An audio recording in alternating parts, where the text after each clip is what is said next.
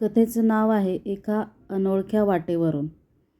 एका हिरव्यागार बगीच्यातील एका बाकावर बसून पन्नाशीतील निशा समोर खेळणाऱ्या आपल्या नातवंडाकडे कुतूहलाने पाहत होती. इतक्यात जवळजवळ तिच्याच वयाची एक व्यक्ती तिच्या समोर येऊन उभी राहिली आणि स्वतःच्या डोळ्यावरील चष्मा दूर करत म्हणाली, "माफ करा, पण मला तुम्हाला एक प्रश्न विचारायचा आहे." निशाने डोळ्यांनीच परवानगी दिली असता ती व्यक्ती म्हणाली, "तू निशा आहेस ना?" निशाने होकार दिला असता त्या व्यक्तीच्या डोळ्यात अचानक एक अनोळखी भाव निर्माण होऊन ती व्यक्ती थोड्या हलक्या आवाजात म्हणाली, "मला ओळखलंस? मी चंदू."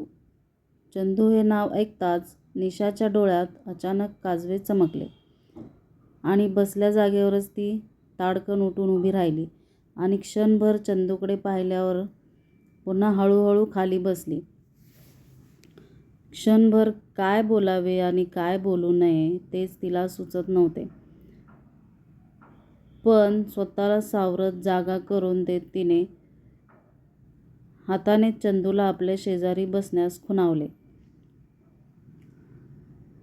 चंदू जागेवर बसल्यावर निशा हळूच म्हणाली, "अरे चंदू, तू किती बदललास. सुरुवातीला मी तुला ओळखलेच नाही. जवळजवळ 25 वर्षांनंतर पाहते ना तुला. बरं, तुझी पत्नी आणि मुलं कशी आहेत?" निशाच्या या प्रश्नावर चंदू हसत म्हणाला, "अगं, मी लग्नच केलं नाही तर पत्नी आणि मुलांचा प्रश्न येतोच कुठे?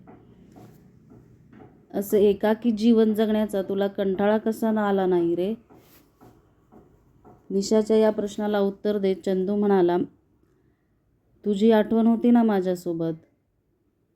त्या आठवणीसोबतच इतकं आयुष्य गेलं आणि आता पुढचंही जाईल. बरं, ते जाऊ दे. तुझे पती कसे आहेत?" चंदूच्या या प्रश्नाने निशाचे डोळे पाणावले आणि दबक्या स्वरात ती म्हणाली, 5 वर्षापूर्वी हृदयविकाराने ते गेले. खूप प्रेमळ होते.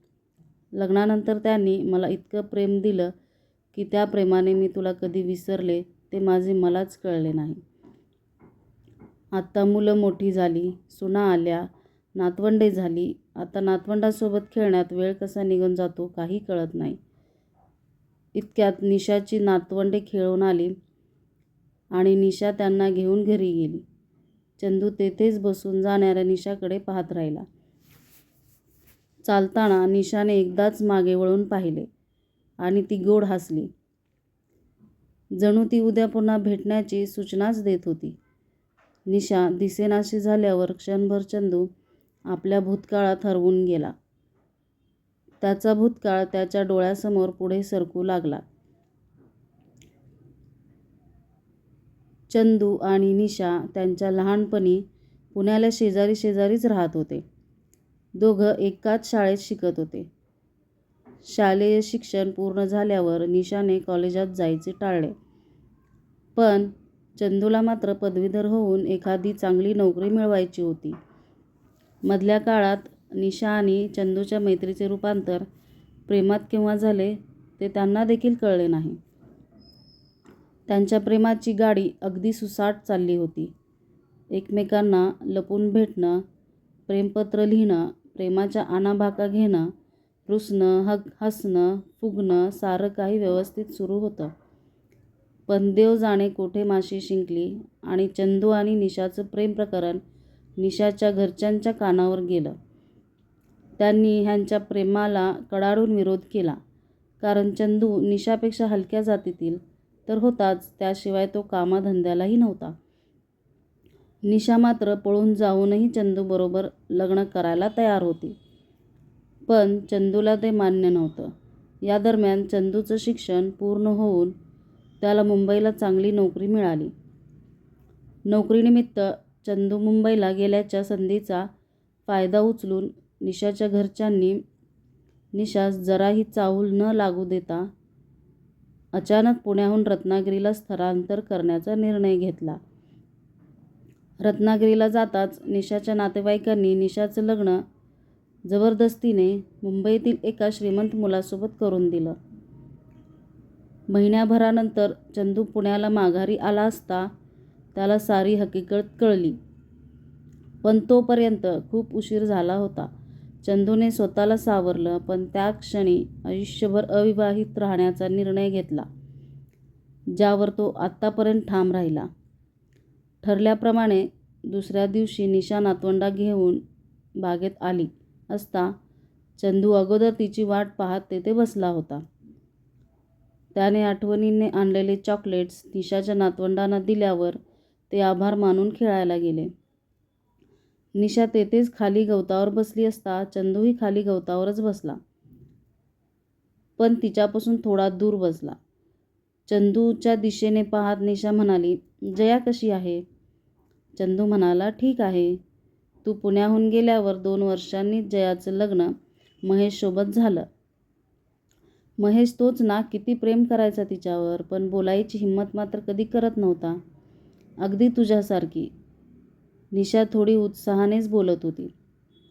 निशाचं बोलणं संपतं न संपतं तो चंदू म्हणाला, हो, पण तुझं लग्न झाल्यावर मात्र हिंमत केली. मग काय, आम्ही त्या दोघांचं लग्न लावून दिलं. लग्नानंतर जयाला 2 मुलं झाल्या. आता नुकतीच त्या दोघींची लग्न होऊन त्या सासरी गेल्या. महेशही आता कामावरून निवृत्त झाला आहे. दोघं सुखाने राहत आहेत. आता काही दिवसांपूर्वीच जया मुंबईला आली होती. ती जेव्हा जेव्हा मुंबईला येते तेव्हा तुझं नाव काढून आसवं गाळल्याखेरीज माघारी जात नाही. म्हणते, मला एकदा तरी निशाला भेटायचंय. तिला विचारायचंय की दादाला तू असा दगा का दिलास? मी नाही रे तुला दगा दिला, निशा काकुळतीला येऊन म्हणाली. तू मला सूचना न देता मुंबईला गेलास. बाबांनी अचानक पुण्याहून रत्नागिरीला स्थलांतर करण्याचा निर्णय घेतला. रत्नागिरीला जाताच त्यांनी लग्न करण्याकरिता माझ्यावर दबाव टाकायला सुरुवात केली. वाटत होतं हे जीवन संपवून टाकावं एकदाचं. पण हिंमत नाही झाली आणि नाईलाजाने मी लग्नाला उभी राहिली, एखाद्या निर्जीव बाहुलीसारखी. निशाचं बोलणं ऐकण्यात गुंग झालेला चंदू म्हणाला, जाऊ दे. जे आपल्या नशिबात होतं ते झालं. आता आपण आपल्या नशिबाला दोष द्यायचा आणि गप्प बसायचं. इतक्यात निशाची नातवंडे खेळून आली आणि निशा नेहमीप्रमाणे त्यांना घेऊन घराकडे निघून गेली आणि चंदू तेथेच बसून क्षितिजावर सूर्यास्त पाहत राहिला. त्यानंतर सतत 4-5 दिवस निशा बगीचात न आल्यामुळे चंदू अस्वस्थ झाला आणि बोलता बोलता निशाच्या नातवंडाकडून काढलेल्या पत्त्यावर जाऊन पोचला. दरवाजात उभा असतानाच आतून भांडण्याचे आवाज त्याच्या कानावर येऊ लागले.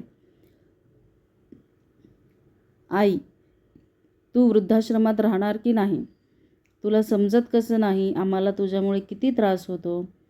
आमचे मित्रमैत्रिणी घरी येतात तेव्हा तुझी किती अडचण होते. तुझ्या सुनांबरोबरही हल्ली तुझे पटत नाही. सारखी त्यांच्याबरोबर भांडत असतेस आणि आता घरातही तू काही कामाची नाहीस.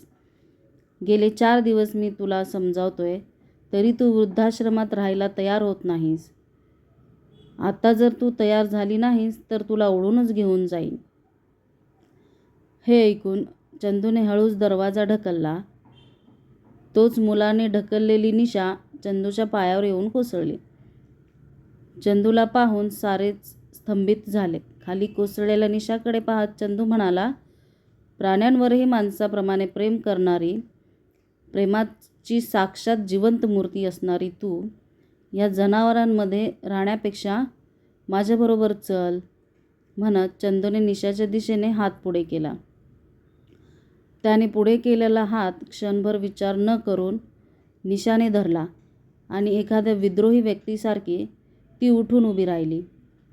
क्षणभर आपल्या मुलांकडे पाहिल्यावर ती चंदूबरोबर निघून गेली असता तिच्या मुलांनी तिला थांबवण्याचा प्रयत्नही केला नाही, कारण आज तिची कोणालाच गरज नव्हती. पण चंदूसाठी मात्र ती एक आवश्यक साथ होती. म्हणूनच तर ती समाजाची सारी बंधने, नियम पायदळी तुडवत चंदूबरोबर एका अनोळख्या वाटेवरून चालत होती.